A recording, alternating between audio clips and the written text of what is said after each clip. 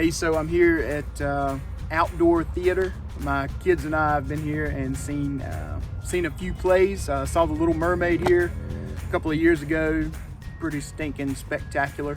But one thing we remember is the players on the stage, the actors and the actresses were fantastic. And we walked away talking about how great they were. And McKenna, my daughter, kind of inspired to act and go on with interest in drama. And so, we love it here. It's a cool spot.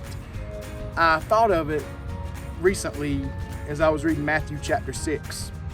And, this is in the middle of the Sermon on the Mount. So what we refer to as the Sermon on the Mount. So Jesus comes and he sits down, and some of his followers come around him, and he begins to teach.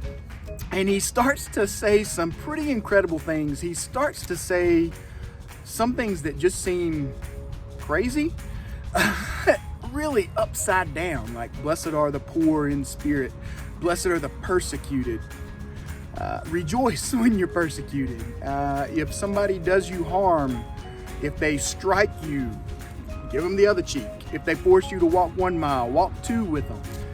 Really crazy things like, hey, the people who've been persecuting you, the people who are out to get you, talking trash about you, really their goal is your downfall. Love those people. And so he spends a lot of chapter 5 talking about those things.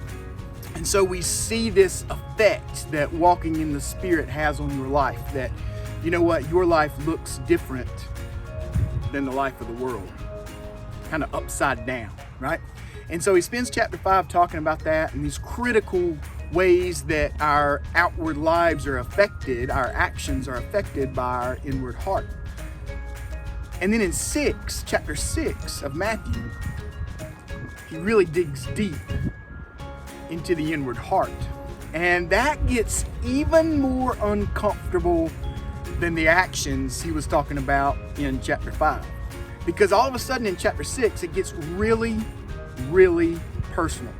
And so what I want to do is I want to break down Matthew chapter 6 into 2 sections. We'll talk about one this time and another the next time, but I think you could talk about Matthew chapter 6 as far as saying section 1, this heart, section 2, this day. And so today what I want to talk about just briefly is this heart. And so like I say, in chapter 5, we see Jesus talk about these actions. In chapter 6, he says, here's what it stems from.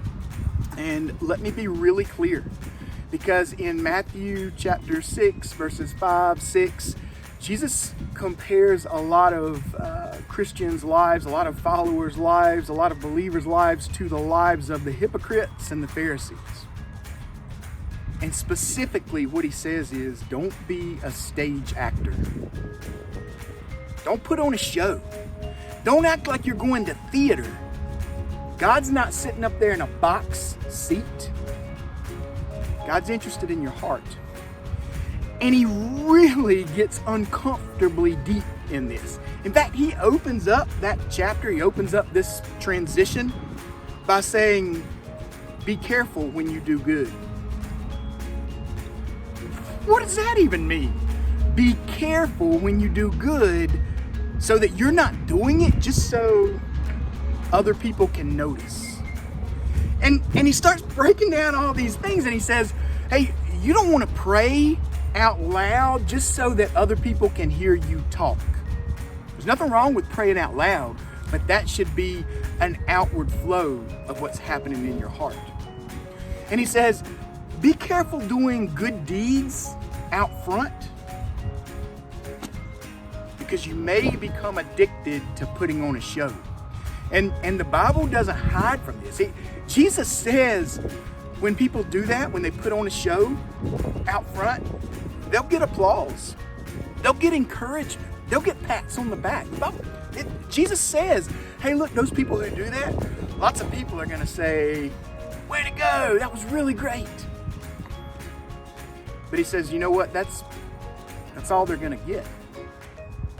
That's all they're going to get. And so look, if your reason for believing in Jesus, if your reason for existing is to get pats on the back and encouragement, have at it.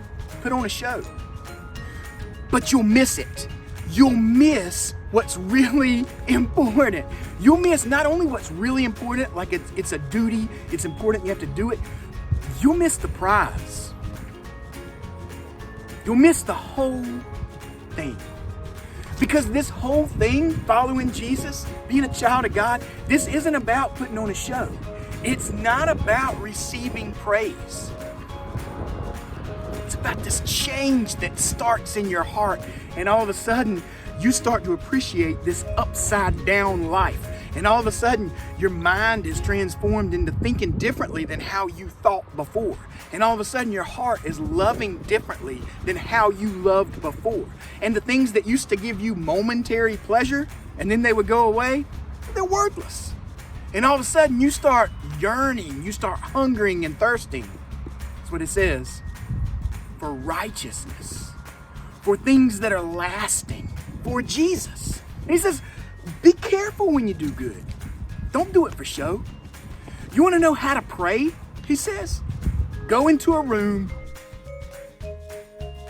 shut the door, and spend time with your Father in heaven. You want to know how to fast, how to do acts of sacrifice? Act like you're not to the rest of the world. He says, go to great trouble to not let folks know what you're doing, but do it. He says, when you pray, go and just talk to your Father, and all of a sudden, the focus will move off of you and on to Him. This is not a matter of your portrayal in the world. This is a matter of your heart. It's like Jesus sees right through us, and He says, I know how you're wired. I know you want approval. Can we be honest? We want approval. That's how we're wired inside. And Jesus says, if that's what you're living for, you're gonna miss it. You're gonna miss the whole thing. So look, if I were to sum it up, don't you wish I had done that 5 minutes ago? If I were to sum it up, here's what I'd ask you. Take a deep breath. Are you spending time with God alone? Are you spending time shutting out everything else and spending time just you and Jesus in His Word, in prayer, for nobody else to see? Because that's the center of everything else. Those things He talked about in chapter 5, doing good and loving your enemy. Oh, listen, we'll stop right there. You're not going to be able to do that, to love your enemy, until you're spending time in that relationship with Jesus. And then you'll begin to pray for your enemy, and all of a sudden your heart will start to change, and you'll realize that that's moved from a feeling of bitterness to this feeling of compassion and empathy and coming alongside and wanting to walk with them. Doesn't that sound like how it's supposed to be? It's all impossible unless you're spending time alone with God. This idea of reading the Bible and spending time in prayer, it's not rocket science, it's not new or revolutionary, but it's critical. It's not a check on the to-do list so that you can show up in heaven and say, well, I logged my hours. It's food and drink for your soul. You won't survive without it. If you're not spending quiet time with God, you're acting. You're putting on a play so that other people can see. And you're missing out on the joy that's waiting for you.